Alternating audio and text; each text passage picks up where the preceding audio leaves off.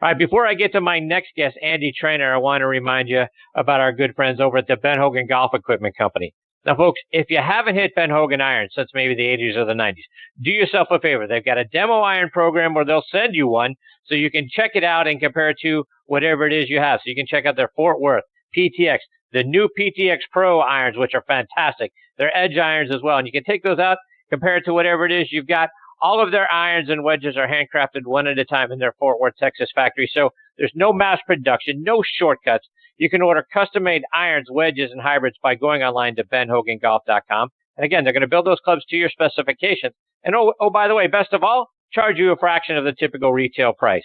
So check out their complete line of forged irons, wedges, utility irons, hybrids, bags, accessories, and their new GS53 driver and fairway woods. Look fantastic. Go online to benhogangolf.com and check them out for yourself. All right, folks, now back and joining me here on the French Lick Resort guest line is Andy Traynor. Let me give you a little bit of background on Andy. He is a level 3 Plain Truth certified instructor and a TrackMan master professional at Plain Truth Golf Academy down at the courses at Waters Creek in Plano, Texas.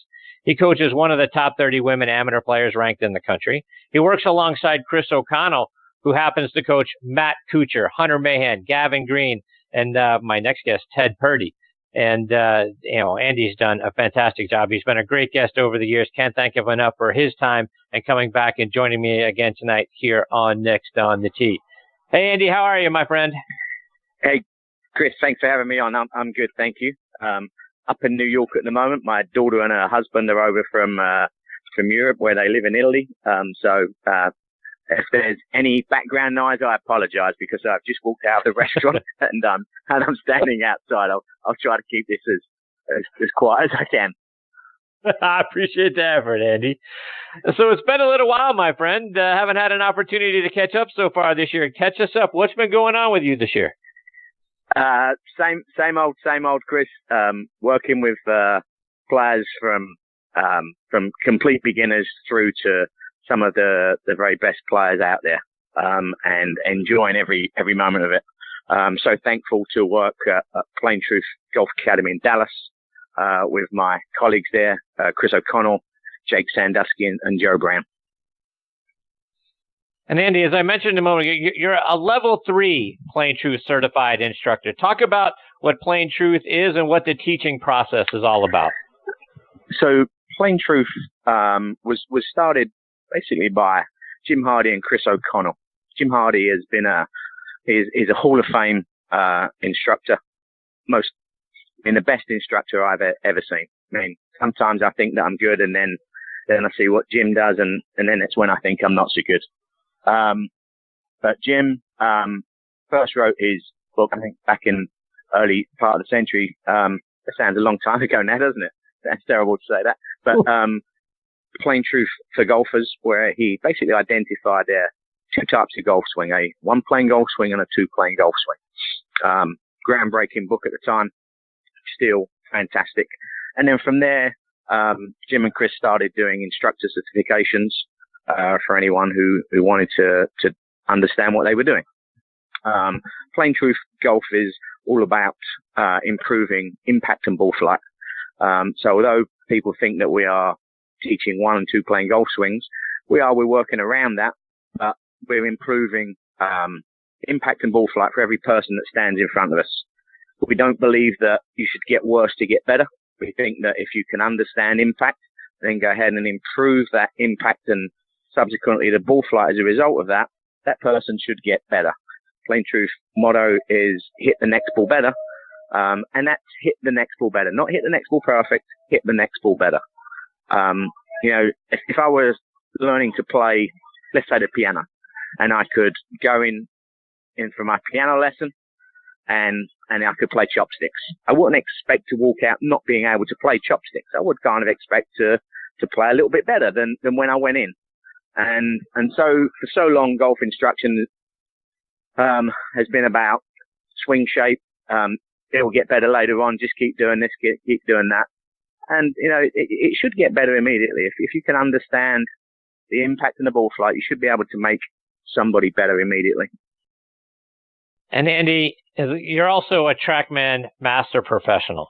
how do you take the TrackMan data and then sort of marry it up with the plain truth, and the process that you're going there to help people with their swing? How do you marry up both of those things so that students understand better not only what I need to improve on, but what I need to focus on when I'm either playing or out on the practice range?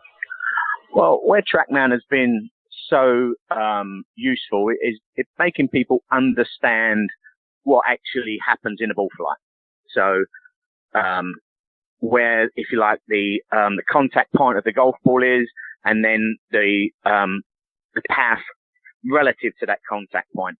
And so, once you completely understand if you like, the intricacies of contact and basically where the club is moving in 3D relative to that contact point, now you can start to understand what's happening in a golf swing. And so without understanding ball flight, you can completely understand how to bring about change. And so when I was playing golf, I didn't have the right ideas about why I was hitting a golf shot. And so when I stopped playing golf, I wanted to know, hey, was it me that just wasn't very good? Or was it the fact that, what I was being told wasn't correct?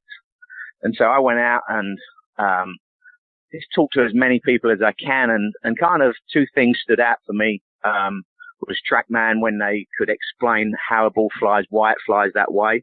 And obviously through Frederick Tuxton's work, but probably even more important than that was meeting Jim Hardy and Chris O'Connell. They kind of blew me away just by answering some of my questions. And so I was back in England at that time, and so I would come over to the States as much as I can, as much as I could, just to keep basically getting everything I could from those two guys. And then subsequently, Chris asked me to come and work with him in Dallas, and it's been great.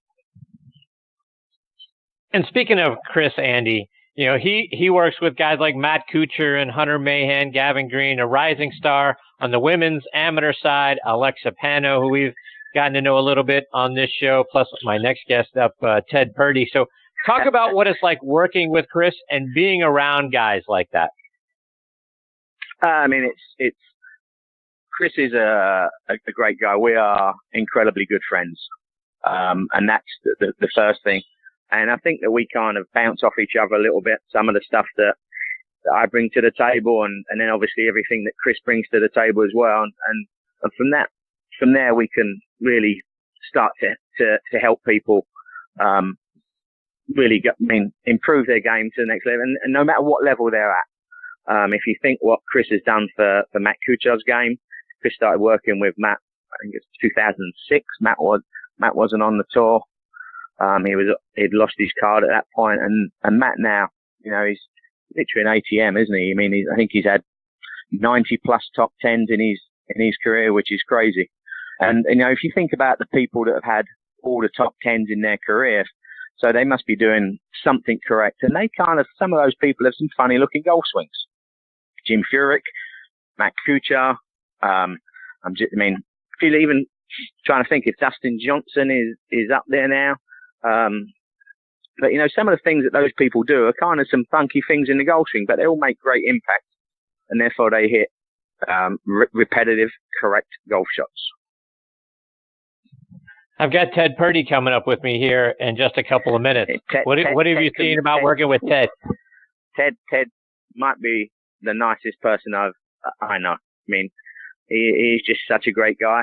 And when Chris and Ted first got together, Ted was kind of he was off the tour. He'd lost his card. It maybe had some information that wasn't helping him. And so everything about Ted has just been making him more correct, more repetitive. And Ted can work incredibly hard. First time I ever worked with Chris and Ted, just amazed me. I think we stood on the range for 5 hours hitting balls because it was like a kid that's just got this new toy, and he just didn't want to let it go. And me and Chris are looking at each other and going, is this guy ever going to stop? And he just wanted to hit balls so much. And Ted is so passionate about getting better, and as I said, might be the nicest guy you could ever meet. Great player. It's tough once you come off the tour, getting your card, or you've lost your card, to get back out there. And if Ted can get back out there, Ted will do well again, because he sent me a video last night, and that thing looks good. You can see the club face is so stable through impact. And he said he's in it good, so it'll be interesting to see how he does. What about Alexapano? She's a 14-year-old rising star on the women's amateur rankings. I've had the pleasure of talking with her and her father, Rick. Talk about what you're seeing from her game as you're watching her. Well, one of the things, and I haven't spent a lot of time around Alexa, but one of the things that struck me with Alexa is how mature she is. And there's a 14-year-old girl that, you would not believe that she's 14 with the questions she asks, with the way that she conducts herself. This is a girl that obviously you've already seen what she's done, and she was kind of obviously been doing well for a long, long time. But, she is now starting to, again, get a very repetitive impact, very correct repetitive impact. And I really do feel that she is going to go on to big things. And at this moment in time, I want to give a big shout out to her dad, Rick. Wow. And he keeps that girl grounded. She's a great girl. And that's a big shout out for him. He really did surprise me. And I mean that in the nicest possible way, that how he didn't get involved. You see some parents out there with their kids, and they kind of they want to, they're almost living their life through their kids, and ultimately that doesn't generally end up well. But man, he just amazed me, and how well he's brought that Alexa up, and how just mature. You do not believe you're talking to a 14-year-old girl with the questions she asks, the way that she conducts herself. She's going to go far, and she's going to have a great career. And you guys are also working with Tony Romo, who just defended his title last weekend at the American Century Championship on the Celebrity Tour. What's it like working with Tony? What a great guy. Possibly the hardest working person that I've ever worked with. You can understand why Tony Romo got to the top of football. I growing up in England, I kind of didn't know much about American football. I still call it American football, and that's slowly changing. So for everybody that's in the States listening to this, I apologize. It's football. And, I've stood with Tony Romo in 110 degrees heat, and he's hit balls for 4 hours. And I've stood with him in 20 degrees, and he's hit balls for 4 hours. That guy is so passionate about getting better, and he really is starting to get it. He's one of the few people. Obviously, to play two sports, trying to play in two sports professionally, that doesn't happen many times. And obviously, age isn't on his side, and he's playing catch up so much, and he understands that. And he's just trying to see how good he can get. But he's getting pretty good. He's played two events on. He's played a web event and then the Punta Cana, and he hasn't performed as well as he'd like in those events. He played Dallas this year, but he's starting to show what he shows, if you like, not when he's playing events, and he'll do well. He's just such a great guy. Can't say enough about Tony Romo. Incredible guy, very good to us. Andy, just a couple more before I let you go, and I want to switch gears to get a couple of playing lessons from you, and I want to start with short game. So if we're faced, with a shot where we're 100 yards out, no trouble in front, that sort of thing, we're just 100 yards out from the green. But talk about the decision process. I don't want to, talk about the club selection as much as more of, talk about what we should be looking at, what we should be considering before we decide which club to pull out of the bag. Well, the majority of the people that I see playing amateur golf don't understand that the middle of the green is generally a good shot. And so They feel that they get it to within 100 yards, and now they're going to start to aim at the flag. And, you know, they're going to hit shots and very often not give themselves enough room for error. You know, but there are, to hit a golf ball exactly where you want to hit it, it's kind of tough. And if you're playing golf once a week, you're probably best not to go ahead and try that. So you kind of look at the green, where the green is, you look where the flag is on that green, and then you kind of start to assess if the flag's at the front. Guess what? You're not playing to the flag, you're playing to the middle of the green. You're going to go past the flag. So you club yourself to the middle of the green. Don't club yourself to the flag. Give yourself enough club to go to the middle of the green. Now, if you nuke it, you go ahead and hit your best shot, career best. It might go 5 yards longer. And so now you're back of the green. But if you miss hit it, you're still on the green. You're still, you know, you're not come up in whatever the trouble is short. Now, it's maybe a different matter if there's no trouble short. You're trying to assess where the trouble is and then hit your shot from there. I mean, I think that if everybody played to the middle of the green, even from 100 yards, you're going to shoot a better score. Andy, what about when we're a little bit closer to the green and we need to hit a pitch shot, whether it's over a bunker, over a pond, water, whatever it might be? A lot of times, you know, we get a little handsy, right? We try to scoop the ball, we try to help it up. How can we do a better job with our setup ball position and hit that shot more crisply? Well, the problem when people talk about scooping becomes a problem if you scoop the golf club in a straight line. Chris, who was just on talking about, you talked about the club swinging around in a somewhat of a circular motion, and that's very correct. And so for the golf club to swing to the left, obviously there has to be a club swing down and to the right and then back up and to the left. Now, if you're trying to lean that shaft forward to keep the handle in front of the club at all the time, you're always going to be swinging down and to the right. You're taking loft off of the golf club, and therefore, you know, what's the point of using a lofted golf club and now taking loft off of it? Now, if you want to hit a lower shot, go ahead and take like a less lofted golf club. Less lofted golf clubs hit the ball lower because they hit more at the side of the ball. Higher lofted golf clubs hit it higher because they hit more underneath the ball. The contact point is under the equator, whereas 7-iron, 5-iron, you know, you're going to be hitting more at the side of the ball. And what the problem is when people play wedges is that they see a lot of loft on the golf club, and now they start feeling that they've got to get it up and, if you like, the golf club in a vertical motion. The golf club is shorter, makes someone swing more vertical, and so they start to swing more vertical. And then with that loft of the golf club and the vertical golf swing, the golf club has, if you like, too narrow a bottom to the golf swing. And so too narrow a bottom of golf swing means that often the person starts plowing into the ground.